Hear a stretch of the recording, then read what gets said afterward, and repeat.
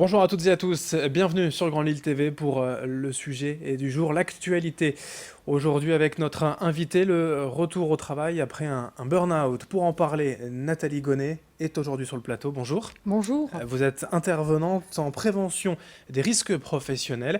Oui. Vous parlez d'un retour au travail après le burn-out qui doit faire un travail psychologique. Surtout le salarié ne doit pas Mhm. uniquement finalement se reposer, faire une cure de sommeil, dormir. Mhm. Il y a vraiment un travail psychologique à faire avant de revenir travailler. Oui, tout à fait. Il est important qu'au-delà de, je dirais, d'un temps de reprise de ressources qui est indispensable après un burn-out, il est vraiment nécessaire de se faire accompagner par un professionnel, un psychologue, un psychiatre, qui va aider à mettre de la parole sur ce qui est arrivé et qui va, je dirais, contribuer de permettre à ce que ce salarié puisse s'approprier cette histoire de burn-out et se projeter à nouveau vers le travail, vers un nouveau rapport au travail. C'est pas évident en fait forcément pour les salariés ou pour les entreprises d'ailleurs de comprendre ce qui s'est passé, de voilà, mettre des mots sur les raisons de cet échec finalement, de ce burn-out. Non, c'est vrai parce que tout se mêle, tout est intriqué et souvent, que ce soit le salarié ou l'entreprise, a du mal à comprendre et à trouver. Il faut prendre un peu de temps, il faut pouvoir s'arrêter pour faire un état des lieux de ce qui s'est passé et voilà, de pouvoir mettre en place une stratégie de prévention, soit de la rechute pour le salarié ou je dirais de la multiplication des cas pour l'entreprise. Alors on va y venir dans un instant d'ailleurs. Rappelons quand même pour vous la définition d'un burn-out, c'est Alors, quoi? un burn-out, ça, c'est effectivement un terme anglais qui se traduit par épuisement professionnel et qui comprend qui est un syndrome qui comprend trois grandes dimensions. La première, c'est une fatigue émotionnelle intense, un cynisme vis-à-vis du travail et d'autre part, un sentiment d'incapacité à réaliser correctement son travail. Le salarié ne trouve plus, soit en lui, soit dans son environnement de travail, la possibilité de faire son travail de façon correcte et attendue. Il y a des signes clairs qui sont les mêmes pour toutes ces dépressions, pour toutes ces burn-out? Ça varie, mais c'est vrai que souvent il y a des signes avant-coureurs que perçoit le salarié, mais qui n'interprète pas comme tels, qui sont aussi visibles de la part de l'entourage professionnel.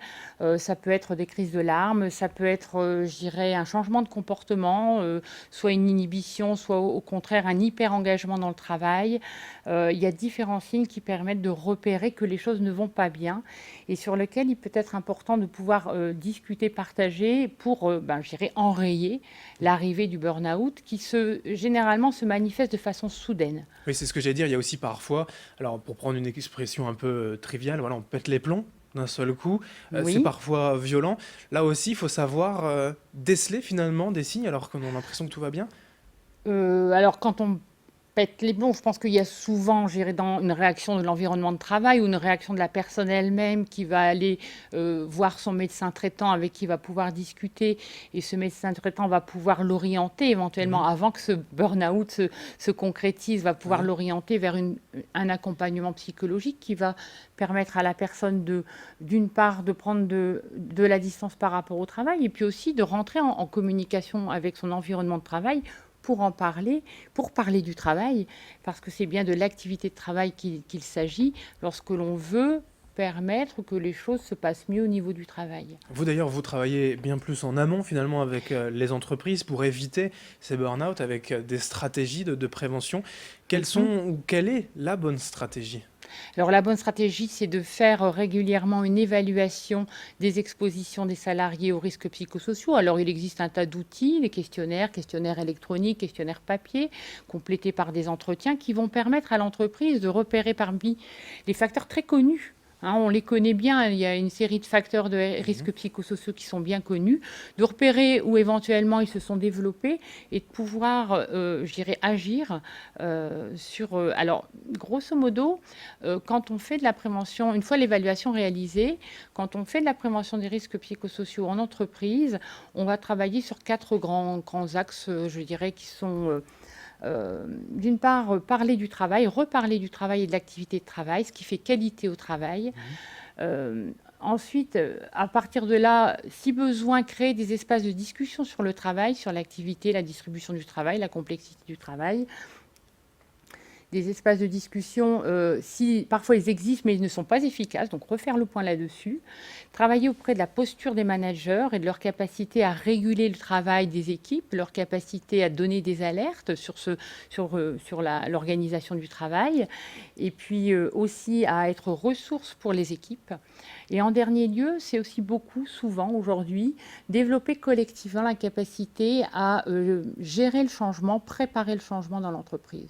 Mais finalement, pour les entreprises, tout cela prend du temps et c'est pas forcément un moment où l'on travaille de manière efficiente. Les entreprises sont quand même voilà, conscientes des risques et donc du coup conscientes de ces tâches à mener en amont psychologiquement. De plus en plus d'entreprises le font et rapidement, lorsque le processus se met en place, les entreprises se rendent compte qu'elles ont beaucoup à gagner puisque de toute façon, reparler de la performance d'un individu se généralise généralement auprès du collectif et il y a un lien très fort qui est constaté toujours entre les conditions de travail et la performance de l'entreprise. Améliorer les conditions de travail, c'est réfléchir à comment mieux travailler, être plus efficace aussi et donc développer cette performance de l'entreprise.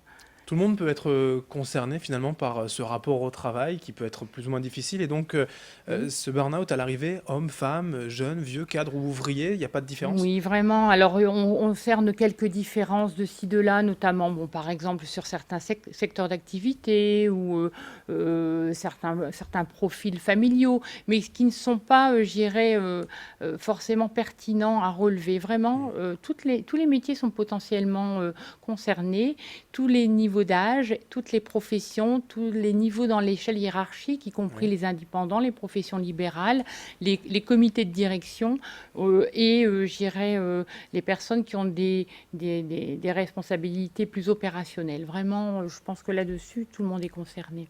Alors, votre site internet s'appelle GPS pour Gonnet Prévention Stratégie, gps-site.fr. Toutes les infos, bien sûr, sur ce site internet. Être prêt pour l'avenir. Voilà, c'est un peu Tout à fait. la baseline de votre action. Intervenante prévention risque professionnel, Nathalie Gonnet, merci. Merci à vous. D'avoir été aujourd'hui sur Grand Lille TV pour nous parler donc, de ce burn-out, du retour au travail après un burn-out.